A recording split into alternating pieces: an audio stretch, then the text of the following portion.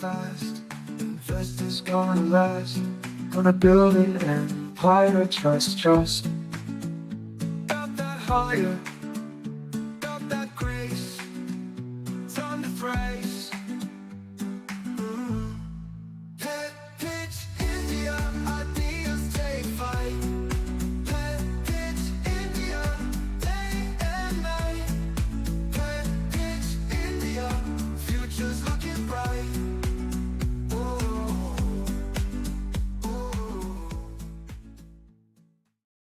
Welcome back to the Deep Dive.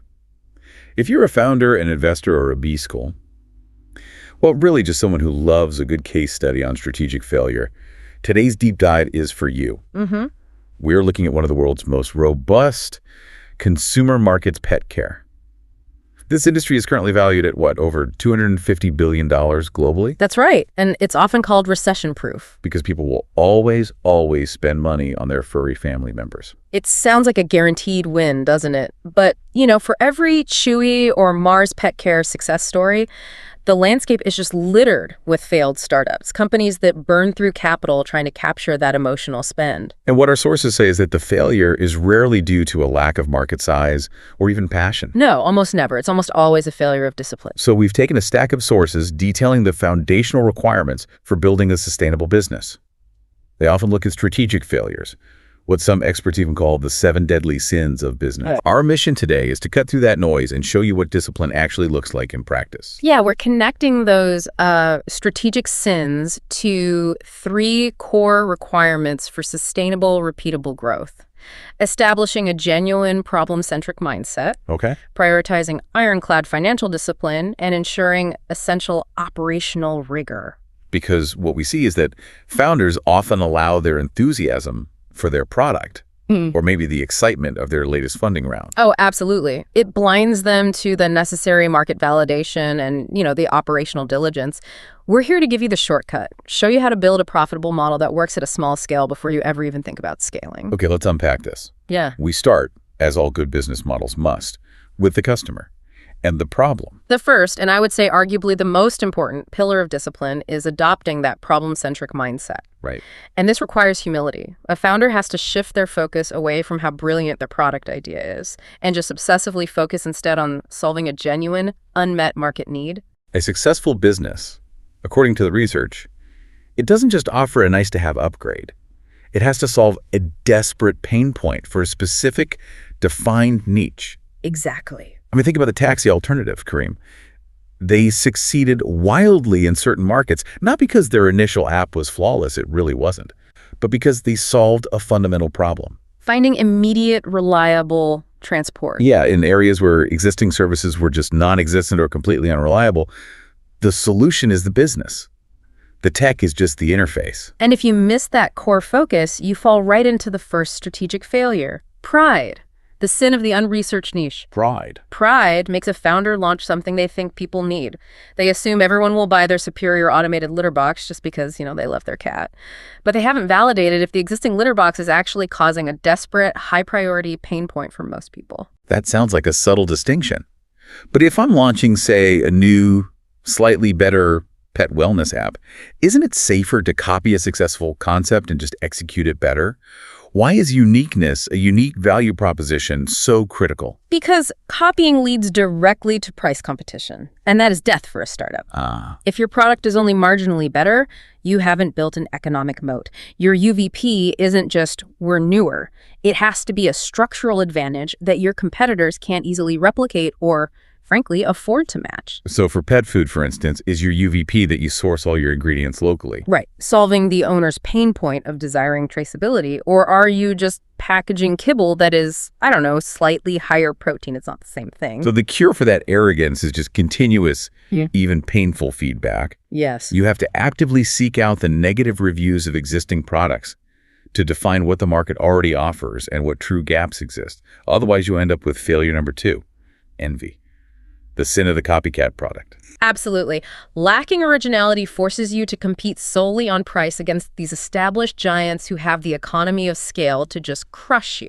So if you're just another dog subscription box, or a new brand of CBD oil for cats, you have to spend an exorbitant amount of money just to lure customers away from incumbents. And when you rely on spending to acquire customers, the key metric you have to watch starts failing. And that's the relationship between customer acquisition cost CAC and lifetime value, or LTV. Yes. If your product isn't unique and validated, your CAC skyrockets because you're constantly paying to lure customers. Our sources indicate that a healthy, sustainable business must maintain an LTV to CAC ratio of 3-to-1 or higher. Wait, why 3-to-1 specifically? Why can't I run it 2-to-1 and just try to raise more money based on my growth? Because that 3-to-1 ratio is your structural safety net. The one covers the cost of acquiring the customer, the marketing spend, the discount you gave them. But the remaining 2 has to cover every single other operational cost. Your fixed costs like rent, salaries, ongoing development, fulfillment, packaging, and crucially, your profit margin. So if your ratio drops to 2-to-1, You are sacrificing the operational capital needed for running the business itself. It guarantees you'll run out of cash before you can hit true scale. If you can't prove that customers stick around long enough and generate 3 times the revenue it took to get them, your problem isn't marketing. Your problem is product differentiation. that makes perfect sense. Yeah. So if envy forces us to compete on price, we instantly find ourselves staring down the second deadly pillar, the financial failures. Yes. Let's move to the money mistakes. Because even if you solve a massive problem, if you can't charge enough to cover your costs, you're just running a very inefficient charity. Precisely. This is failure number 3. Greed, the sin of unsustainable pricing. This is that desire for scale at all costs, prioritizing market share over profit margins. It leads to self-destructive pricing strategies. Like constant deep discounts or heavily subsidized shipping on low-margin goods. Exactly. And the outcome of that is the dreaded negative unit economics, losing money on every single sale. You mentioned it earlier, and it's so critical. High volume just compounds the losses. Yeah. If you lose $5 per sale, selling 2 million products means you've just accelerated your path to a $10 million loss. It's the definition of insanity in business. It's like trying to fill a bucket with a hole in the bottom. Increasing the water pressure only empties it faster. Right. And we have to talk about pets.com here. It's the quintessential case study from the .com era. They pursued market share relentlessly by selling bulky items, dog food, cat litter. Items that were already low margin. Exactly. At extremely low prices, often with free shipping. And their entire business model just failed the moment someone had to actually pay for a truck to deliver a 40-pound bag of litter across town. The fixed cost of logistics on bulky items destroyed them. It accelerated their financial ruin. They couldn't cover the true logistics cost with their unsustainable pricing. This means founders must, obsessively, monitor their contribution margin. Okay, let's define that clearly for the listener. What does contribution margin tell us? It tells you if your product itself is fundamentally viable. It's the revenue remaining after you subtract all variable costs associated with that one sale. So the cost of goods sold, the packaging. The shipping, the fulfillment costs, all of it. If I sell a beautiful $50 designer dog bed, I might spend $15 on manufacturing and $10 on shipping and packaging. Okay, so you're left with $25. Right, a contribution margin of $25. That's acceptable. But if I only have $5 left, I haven't generated nearly enough revenue to cover the massive fixed costs of my office, my developers, my marketing campaigns. If that contribution margin is consistently negative, the business model is doomed. And failing to establish that positive contribution margin leads directly into failure number 4. Lust, the sin of premature scaling, that intense craving for rapid, often vanity-driven growth. Raising a massive round and immediately buying a Super Bowl ad before the core business mechanics are proven profitable. The data on this is frightening because it's so common. Research indicates that 70% of startup failures are associated with scaling too early. 70%. Yeah. That's huge. That means if you're sitting across the table from a founder right now, odds are they scaled before they should have. So what does scaling too early look like in practice beyond just a Super Bowl ad? It's typically scaling loss-making operations. If you haven't validated a profitable acquisition channel or a viable contribution margin in your small initial market, say just in the city of Austin, Texas, then expanding that operation across 20 states simply accelerates the rate of cash consumption. You're pouring gas on a fire that is already consuming your resources. So the cure for lust is What, extreme patience? Focusing on repeatability first. Absolutely. You must price the product to be profitable at a small scale. Achieve that true proof of concept. External funding is only effective after you've proven repeatable, predictable, and crucially profitable acquisition. And until then? Until then, you must embrace frugality. Entrepreneurs have to be smart and ruthless. Avoid unnecessary initial expenses like expensive central offices or hiring huge teams until exponential growth actually makes them necessary. You validate, then you accelerate. Okay, so now we move to the third pillar, which is often the most overlooked. The unglamorous back-end work that protects the entire business, ensuring essential operational diligence. This is all about maintaining operational rigor. It's about treating legal and financial compliance not as some bureaucratic headache, but as a core feature of your product and your brand. And the failure here is number 5. Sloth, the sin of operational laziness, neglecting vital back-end work, risk management, licensing, and especially product certifications. For physical products, especially anything ingested by an animal, this is fatal. In the pet world, the complexity is immense. I mean, if you're selling pet food, you must adhere to the AAFCO standards for ingredient definitions and labeling. If you are selling toys, you have to ensure they meet child safety testing standards, because pets are essentially nonverbal small children. And skipping those steps. It's a ticking time bomb. Skipping essential steps like securing product liability insurance or adhering to food compliance standards.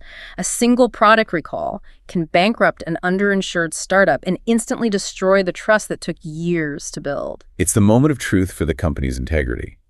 The cure for sloth isn't just checking boxes. It's about establishing efficiency from the start. Yes. You must immediately automate and digitize administrative tasks, inventory control, records, financial reporting, to ensure consistency and accountability, especially when you're dealing with perishable goods or regulatory tracking. And that operational laziness often couples with failure number 6, gluttony, the sin of excessive infrastructure. Oh, okay. This is the mistake of building excessive capacity, or CapEx, for a scale that may never materialize. It just sinks the startup in fixed costs.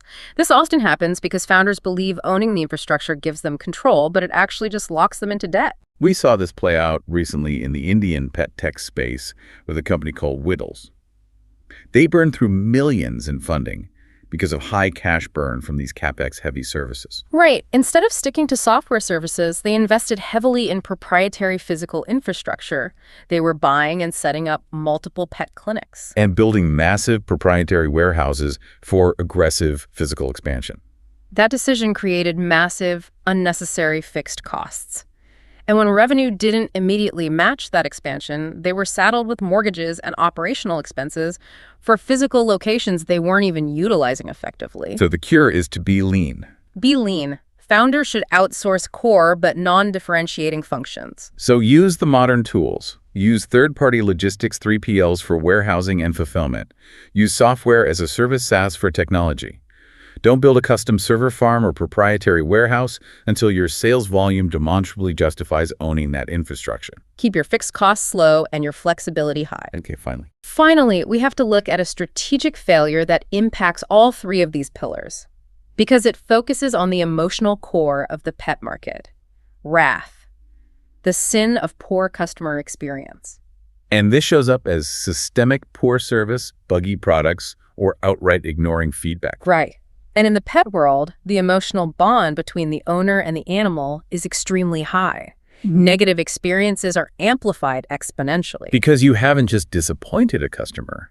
You've potentially put a beloved family member in a bad situation. And that leads to extremely high churn and rapid negative virality. And this failure, it's often compounded because the product affects 2 parties, right? The animal and the human user. That's a great point. The product might be beautiful and comfortable for the pet, but if the app controlling the smart feeder is buggy or impossible for the human to set up, frustration ensues. And if customer service is slow or unresponsive when an animal's wellness is on the line, the relationship is instantly severed. So the key metrics to track here are the Net Promoter Score, or NPS, how likely they are to recommend you, and the customer churn rate.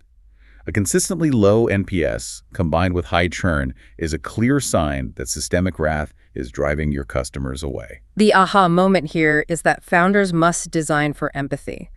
And they have to treat those initial customer complaints, especially the angry ones, not as annoyances, but as free, mission-critical product development input. So 100 people complain that the food bag is impossible to seal. You've just been handed the specification for your next product feature. You must leverage that anger to refine your product and customer experience, or wrath will consume your company. That brings us to the summary of this deep dive. The roadmap to sustainable startup success isn't about chasing rapid growth or massive funding rounds. It's about grounding your venture in those three critical pillars. Solving a genuine, desperate problem. Ensuring financial profitability at a small, repeatable scale. And maintaining ironclad operational and legal rigor. Because hypergrowth, without positive and sustainable unit economics, is simply accelerating failure. It is. True validation is repeatability and profitability in a small, defined niche.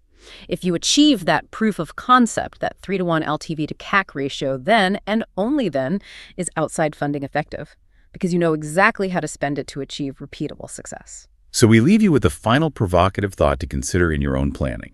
If you were building a new business, what non-differentiating operational functions, warehousing, payroll, even product assembly, would you be willing to outsource immediately, and what expenses would you cut entirely right now to maximize frugality and focus only on proving profitability in your first defined niche?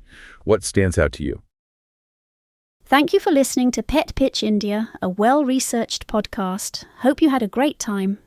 Until then, see you next Thursday at 12 noon. Cheers, and stay safe. Pet pitch, India, ideas take flight. Pet